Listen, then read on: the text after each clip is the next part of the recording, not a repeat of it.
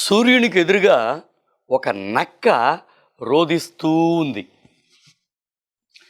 ఒక కుక్క నన్ను చూచి ఏడుస్తూ ఉంది.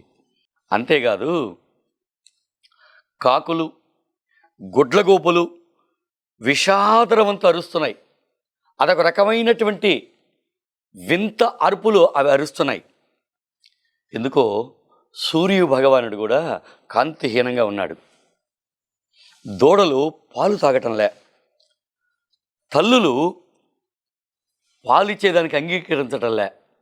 అట్లాగే గోవులు ఎప్పుడు ఏడుస్తున్నాయి, దుఃఖంతో ఉన్నాయి. గో దుఃఖం అంత మంచిది కాదు రాజ్యానికి, కనుక అది ఏడుస్తుంది. ఇంకొక చిన్న విషయం చెప్తాను నీకు భీమా. నేను అలా రథం మీద వెళుతుంటే ఒక ఇంటికి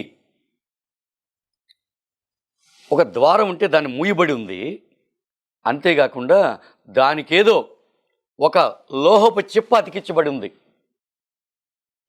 ఆ ఇంటి యజమానిని పిలిచి అడిగాను నేను, ఏమిటో ఇది అని అడిగాను నేను. ఇది తాళం బుర్ర, ఇది తాళం చెవి అని అన్నాడు.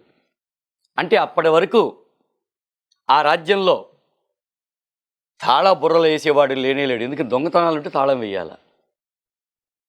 అంటే ధర్మం అంత చతుష్పాదాలుగా నడుస్తూ ఉండింది. కానీ కలి ప్రభావం ఎంటర్ అయిపోయింది. 6 నెలల్లో కలి ప్రవేశిస్తాడని చెప్పి అడుగుతున్న నారదుల వారు. అట్లాగే కలి ప్రభావం ఇదంతా.